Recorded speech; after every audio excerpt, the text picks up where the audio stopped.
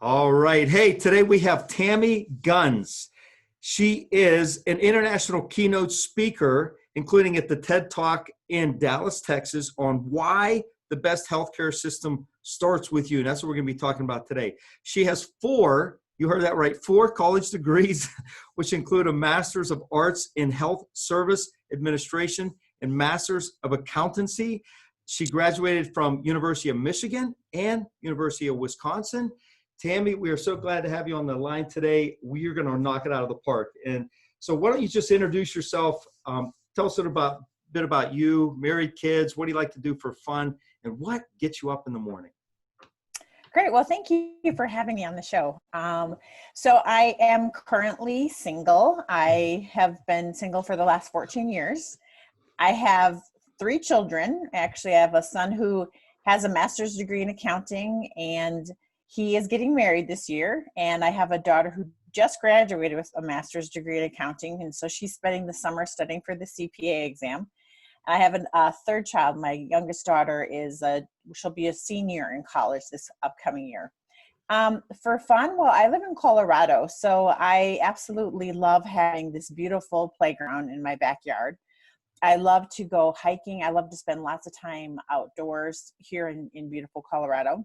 And what gets me up in the morning is I absolutely love to be able to help other people, truly live a life where they are healthy and, have a lot of their houses in order. I like to talk about, their financial house as well as their health house in order.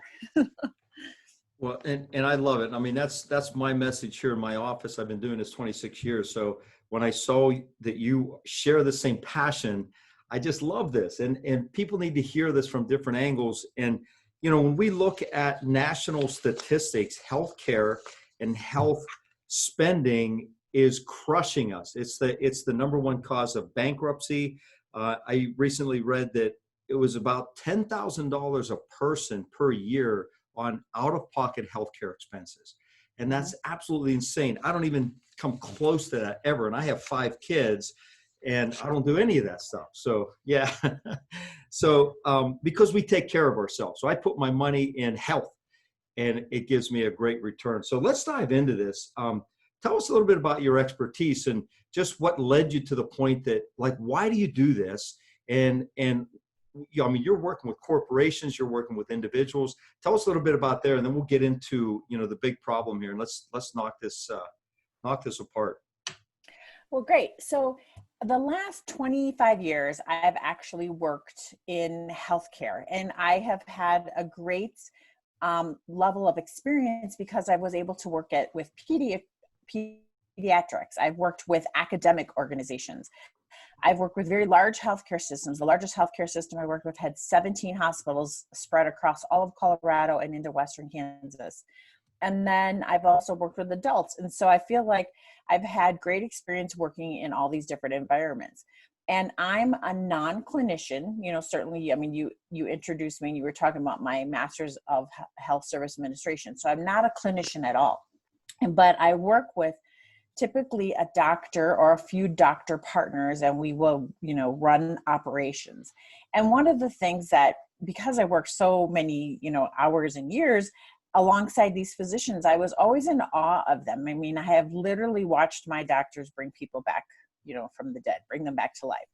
And so I always thought, well, what could I do that's not just completely operations, but what could I do to really benefit the patient at a more intimate level? And then I started thinking about how a lot of the people that present to the healthcare systems are actually people that have chronic disease.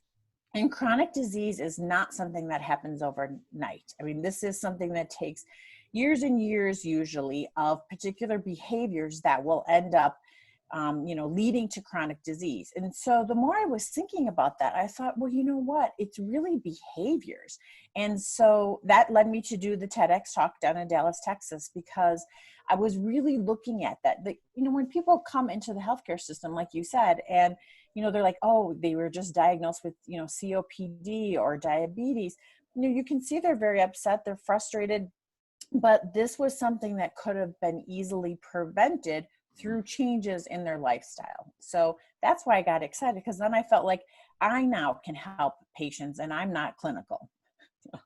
Did you have a personal experience through this? Did something happen in your life that catapulted you, which many times it does? It doesn't have to. I'm curious.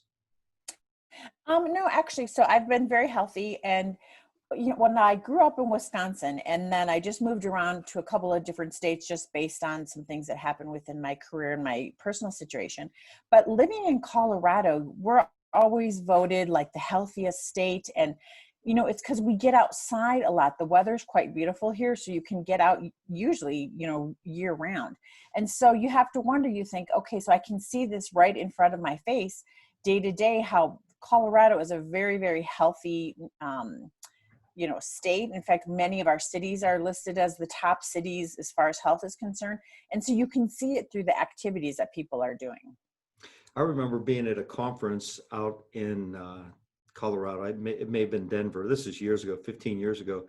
And we're walking down the street, and there was a juice bar, and I could get green juice, and protein in my green drink. And I'm like, this is awesome, because this is what I do in my house every day. But Pittsburgh, this is what, when I started diving into this, I'm like, let's make Pittsburgh the #1 city in America. This is quite a task, because Pittsburgh, for some reason, we're like 10 years behind everything, for some reason. So it's starting to catch fire here, and it's starting to grow. But I love that. I thought, man, Colorado is that way. You hit on something with the chronic disease that is huge, is when people get to the state that they realize that, hey, I got to do something. And this is a lot of my patients, they've already established a disease process in their body for 10, 20 years. And what they're saying statistically now is 70% of adults in America have chronic disease. 54% of children have chronic disease.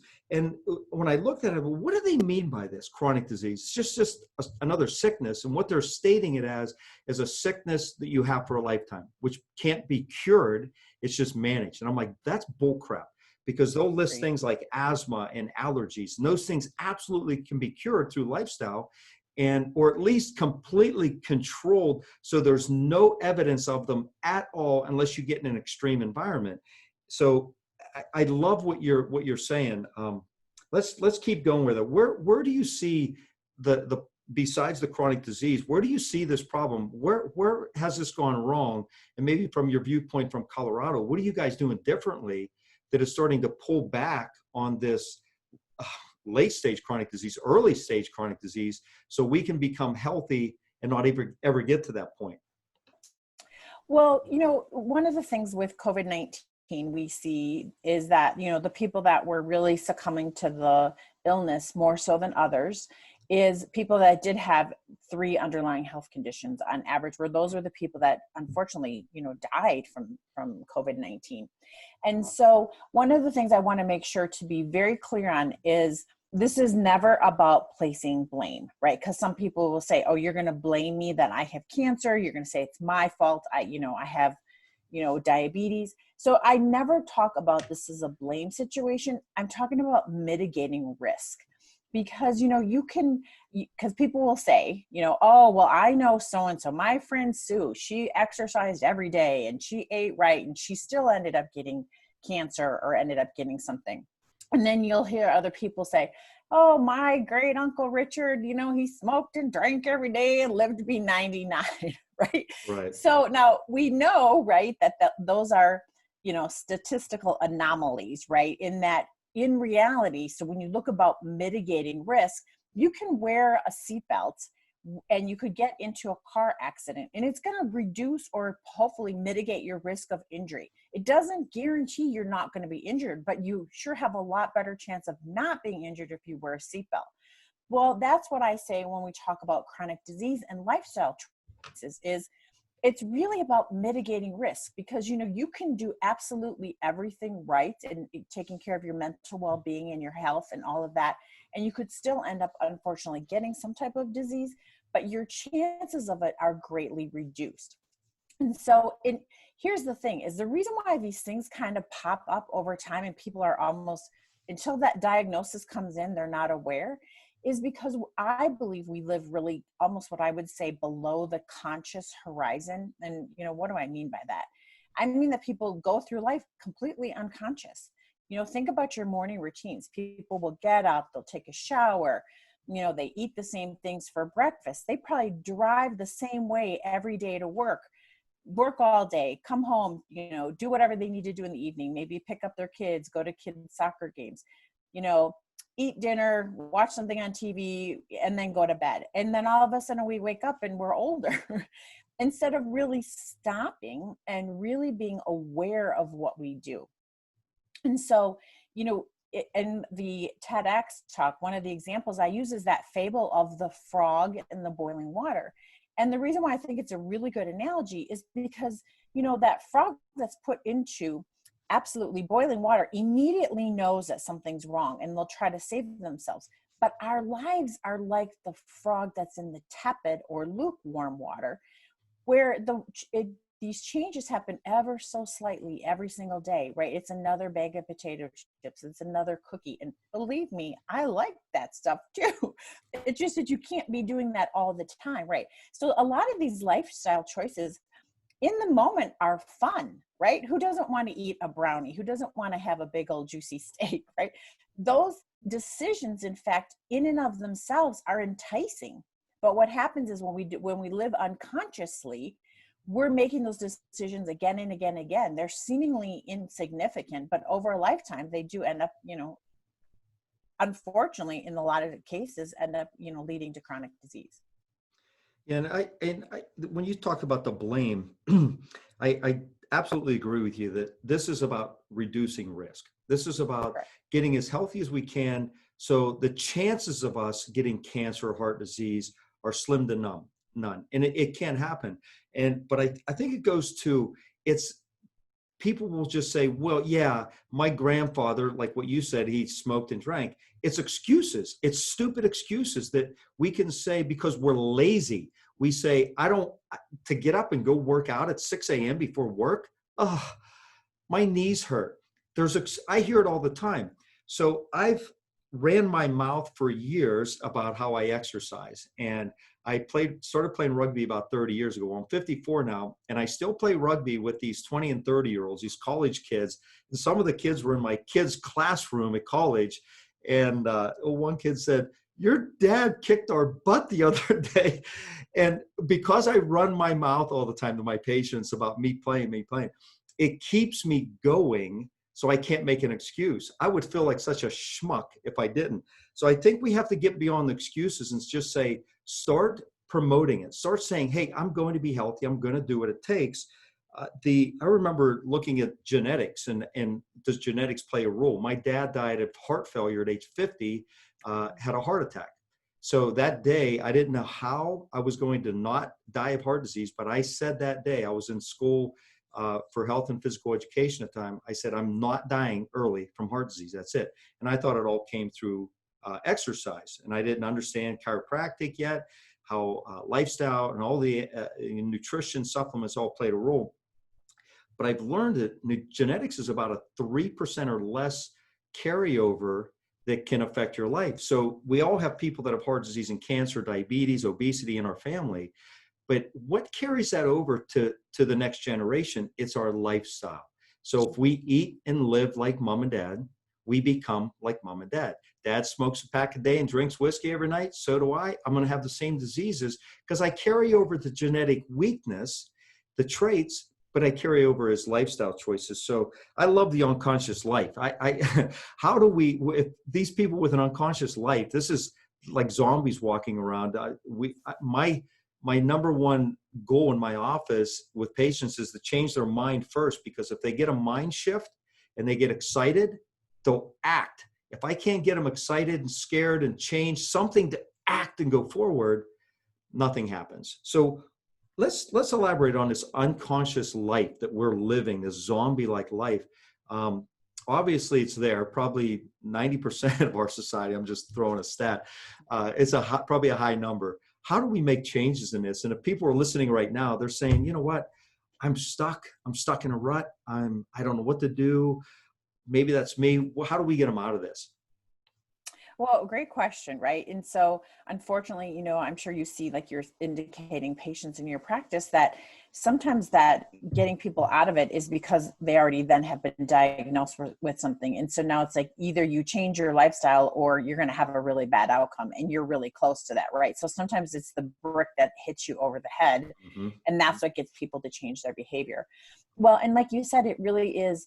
I really believe it has a lot to do with just living unconsciously and not really paying attention. And, one of the analogies I use as well is we have teenagers. My kids are older now, but when they were teenagers, they used to frustrate me because teenagers will make really, decisions in the moment that seem great in the moment, right? And when you ask them, they talk about, oh, well, that seemed like a fun thing to do. We weren't anticipating a bad outcome, right? But we can forgive teenagers because teenagers, their frontal lobe of their cerebral cortex is not completely developed.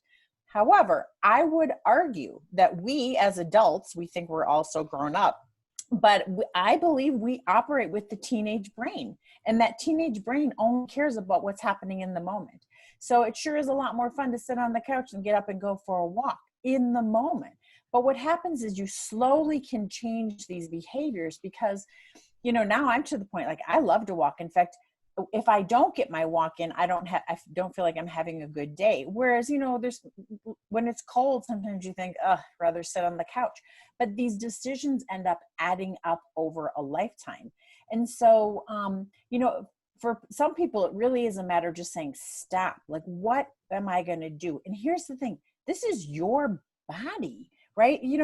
I think it's funny that, and here's another analogy that I use, is that if we had one car, if we were allowed to have one car and one car only in our life, we would be so hyper vigilant about taking care of it. We would say, oh my goodness, we'd be buffing and waxing it and changing the oil and changing those tires, because we'd say, this car has got to last me my entire life.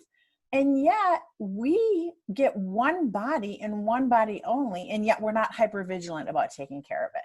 Right. So we kind of almost abuse our bodies because we live unconsciously. You wouldn't put anything other than great gasoline and oil in your car, and yet we're putting junk in our own bodies, and then we expect it to operate. And for a long time, our body can be forgiving, but those things end up, unfortunately, ending up being in chronic disease over time. How, what kind of advice can you share that would start to get people to wake up? And I think if they're on the call and they're listening podcasts like this, they're not just listening to my podcast, they're listening to many others. They're searching advice. So they're kind of in that realm already. We have friends, we have family, people may just be on here for the first time. What steps can they start to do physically in the daytime? Is it writing down habits? Is it journaling? Is it, putting things on a calendar? I have a lot of things that I do, but what do you see as if they start to implement a strategy, the strategy will turn into habits? Do you have some advice there? Yeah, great question. So just what you indicated, it's literally trying to keep track of stuff, right? So what happens is when we live unconscious and we live below that boiling water point, if we're the frog, we don't pay attention to what's going on. And so when I say we should be the CEO of our own health, what I mean by that is CEOs don't fly blind, right? So a CEO wouldn't let things fly under the radar. And how do they do that? How do they bring what was in the unconscious into the conscious? And it's literally by keeping track of things, right? Because you cannot manage what you do not measure. So it's a really important point. You cannot manage what you do not measure. So when you are writing things down, all of a sudden you'll go, wow, it's been a whole week and I didn't exercise a single day. Or, it's been a few days and you're keeping track of, wow, I really haven't been eating a lot of fruits and vegetables. I've been eating, other things that are not necessarily good for my body. And there's a lot of, weight loss programs that are even designed that way, right? So it's like all of a sudden you bring into the light that which was hidden, and you're only supposed to have so many, whatever, they have all their designs, and they're successful because they make people stop they make people think, and they make people actually start to manage because they're measuring through that writing down and journaling process. I love it. And I think one of the things real simple is get a calendar and put an X over the days you exercise. I had to do that in my early days. I had to keep a journal in the gym, and I'd write down my weights, and I knew what I lifted. I don't have to now. I know where I'm at. I keep it on my watch, and I have it in my computer. It comes automatically, but I'm not turning back now. I've developed such a strong habit. It's not going to leave me. We also have on our Making Pittsburgh Healthy website, it's called the MPH, Making Pittsburgh Healthy. A buddy came up with this. He goes, that stands for MPH, miles per hour. And I'm like, dude, that's really cool. So we came up with a score. I believe it's 82. I played around with this number. I was trying to get it to 100 miles an hour. I got to 82 miles an hour. Real simple test that you can do that gives you a kind of an idea, an easy range, how healthy you are. So and this is a great analogy with the car, when I heard that on your talk, and I thought, if we only had one car, oh my gosh, you're right. We would take care of that sucker. We would park it out far away from Walmart when we're walking in. But the MPA score gives you a score. So I have patients that do this score, and they go, I scored a 32. And I said, just imagine your car that you have, you can only go 32 miles an hour on our highway, ever. I said, that sucks. That's horrible. You would trade it in. You'd get rid of it. You can't trade in your body. Like you're saying, you get one car, you can't trade it in. I want a new one. Can't. This is one. You only get one. So if you haven't gone, go to the site and hit the score. It's pretty neat for everyone listening. I love that manage, measure. If you don't manage and measure, we have a weight loss program in our office that they have to journal. And I'm not much of a journal person. I have developed this. I do it every morning. I probably a little half page, but it's starting to become a habit. But they have the ones that journal, the ones that manage, and they measure it. The ones that journal and see what they're eating always score better. So you're dead on with that. And they realize it. So they continue to journal their foods, and they sometimes lose a radical amount of weight in a short amount of time because they're controlling it. Anything else on that? And we can go into some more solutions here. Well, I love your miles per hour. And I love the fact that you were saying, if you had a car that could only do 32 miles per hour, would you even want it? But like you said, you can't trade it in. But here's the really brilliant thing about our bodies. Our bodies were designed so wonderfully in that, if you do start making, it's not like it's over, right? It's like you actually, I think there's something where there's no cell in our body that's older than 7 years, right? Because our lining of our gut and, all of the different organs in our body, actually the cells are constantly being regenerated. And so that's good news because, if you've been on a path where things have not been, you haven't been having behaviors that are conducive to good health. The good news is it's not over. You can just go ahead and change. And for me, I really I don't even tell people my age ever. I say, I've had so many trips around the sun because you don't have to, as you get older, I really don't believe you have to age. Maybe you have another candle on your birthday cake, but I don't believe that you have to age because if we take care of our bodies, we actually can, one of the things I always say that I would like my health span to equal my lifespan, right? I don't want my health span to end at 50, and even if my lifespan is 85, I would like to have my health span equate to my lifespan. So as long as I'm here on this planet, I would like to be, going on walks and being productive and actually really, enjoying good health. I agree with that. I keep telling my patients, I'm going to write a book called No Diapers for Me. And I'm going to get through, I told my kids, I'm making it to 120. And I'm going to do it without diapers. I'm going to still be driving my car and feed myself. I'm not going to do this with support. So I'm shooting for that. But I don't know if I'll write that book or not. I think it's a pretty good title. What's really cool about the body and regeneration is the colon itself can regenerate every 4 months, the entire colon. So cells are in a constant state of regeneration. The lung lining every 2 months. So if you stop smoking, if you stop putting crap into your lungs, you start exercising, all of a sudden your lungs start to regenerate because new cells are always being made, old cells are dying, just like skin cells. When we cut our hand, we don't need to go in and get a skin graft. The body reproduces the skin cells. It just needs a few days or a week. And that's what our entire body does. I love that you brought that up, because that is one of the coolest things I learned when I started studying anatomy in the body and chiropractic is the body is self-healing.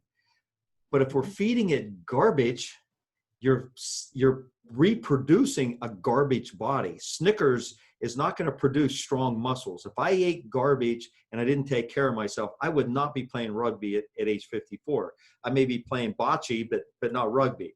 So I'm hanging on to this manly thing. What are some advice? I mean, you deal with a lot of people in achieving success. So the people who are successful in health and business and life, this all is the same. You can't be successful in one without understanding the other. I mean, I guess you could let your health go, but what do successful people do, or what do successful healthy people do that make them successful? Well, success requires action. I'll tell you that much. It really is. That's the beginning and the end of success, because now here's an example of, we all know about our incandescent light bulb, and Thomas Edison, he actually, when he was interviewed about coming up with the incandescent light bulb, many people don't know that it took him over 10,000 tries before he actually came up with the correct filament for the incandescent light bulb. And when he was interviewed about it, he goes, I didn't fail 10,000 times. I simply found 10,000 ways that didn't work. So to me, it's the constant taking action. So, our lives are messy. They're not in this, perfect little box with a beautiful bow tied around it. Life can be incredibly messy. And success doesn't always mean like the stock market curve, like if the stock market goes up and down all the time. But over time, people tend to do quite well investing there. And so it's not always upward. The curve is not always upward and to the right. There are setbacks, but when you actually get up and start taking action, you learn, right? So you're either, I don't say winning or losing, you're either winning or learning.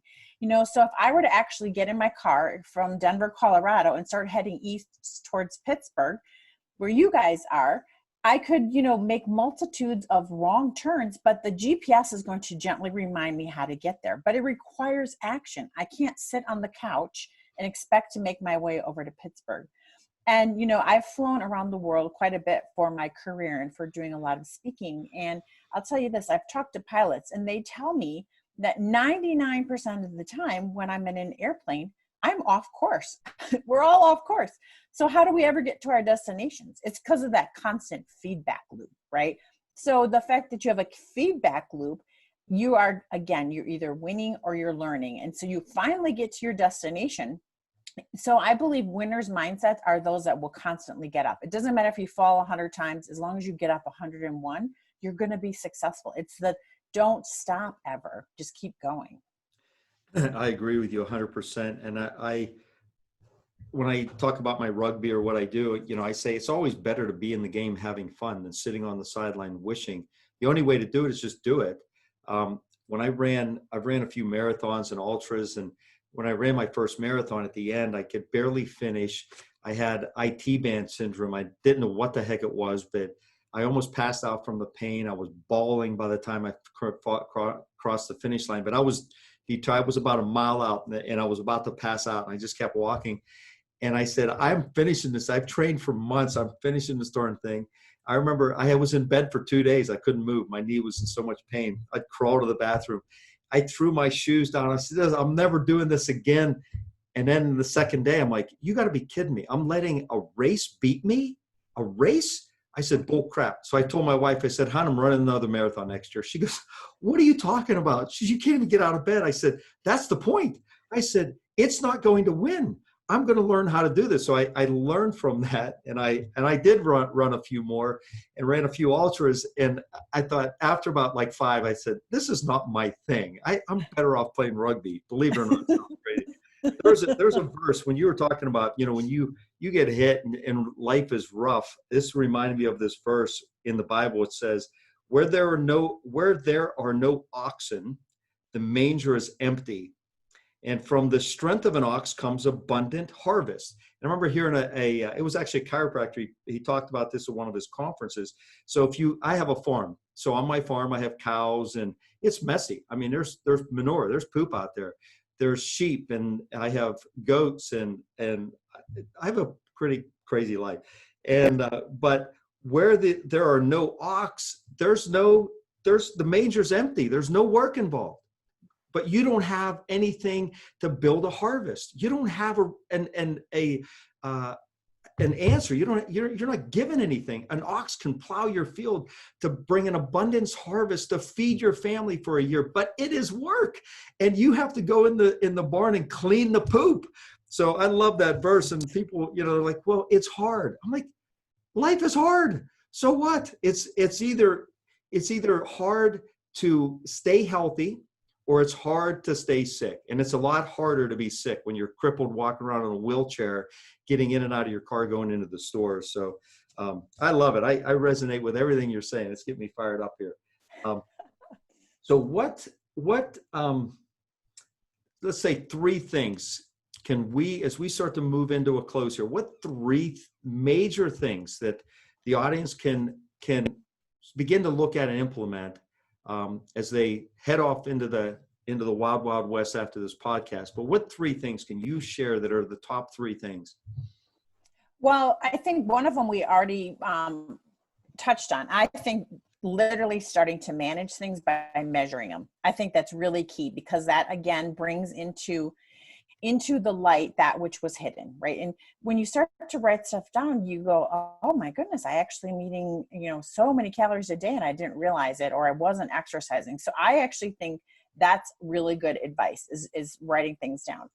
I think the next thing is having grace and compassion for yourself, and not expecting perfection. I always say I'm a recovering perfectionist, because one of the things that we can do is our own mind, the voice in our mind can be quite mean. And you did it again. And look at you, you can't seem to get up and do this. So, I always say, if the voice inside of my head were actually not inside my head, but sitting on me next to the couch, I would tell her to get up and walk out the door and never talk to me again. Right. So I think we need to allow ourselves grace along this process called life, right? And then the last thing is that you can actually create friction between you and something that would be hard to overcome, right? So I don't think I can be stronger than chocolate chip cookies. If there's a plate of chocolate chip cookies sitting on my counter, maybe I'll walk by them the first time, not eat one. Good job, Tammy, right? Maybe the second and third time I can walk by and I won't eat them again. Oh, good job. But I'm not stronger than those cookies. Eventually, I promise you, I'm going to walk by and gobble a couple of them down. So you can create friction by not having things right there to eat that are bad for you. And so then if you were just really craving a chocolate chip cookie, you'd have to actually get in the car, drive all the way to the supermarket, get all the ingredients and bake them. So you're creating friction. And then what you want to do is certainly have ease for things that are healthy. Like when I go to the store and I buy lots of fruits and vegetables, I cut them all up. I cut up the strawberries, or I wash everything and put them in containers. So there's no friction to be able to open up the refrigerator and grab things that are healthy for me. And so those are, I think 3 pretty good ways to start for your audience right now. Those are 3 powerful ones. And the one with grace, I didn't even think of that. The giving yourself some grace and compassion is, I know I'll beat myself up a lot, and I compare myself to others. And I've started to not do this after, 30 some years. In my business, in my income, the house, the car, just everything, you start comparing yourself, and that is horrible. That will destroy you. How I look compared to somebody else. But we can look at somebody and say, wow, they look good. They look healthy and fit. I'd like to be closer to that. I'm not going to be them, but what can I learn from them and move towards that? I think that's comfortable and that's acceptable, and that doesn't ruin us. But if we try to create the same image that's especially on our phone and in the images we see on Instagram and Facebook, so much of it is fake, it can ruin ourselves. I laughed when you said the chocolate chip cookies. I thought, imagine if they were hot chocolate chip cookies straight out of the oven and that your kids just baked. It's like, you got to be kidding me. I'm like, what? I would yell at my kids. I'm like, don't do this. You're not allowed to do this in the house. And they're like, geez, Dad, you don't have to eat them. I'm like, you don't understand. So I have the same problem you do. I just keep things out of my house. That's awesome. So as we kind of wrap things up here, what was the one thing on this journey that you never expected? Well, talking to people like you. So I am absolutely loving this journey because, like I said, I worked with physicians, and caregivers for so many years, and I admired them. And I really wanted to be able to help patients and people in a way that I felt like I was giving back to them more. And so, through even this COVID-19, I've been interviewed on many, many podcasts and mental wellness summits and symposiums. And I love this. I like you started off the conversation saying what makes me get out of bed.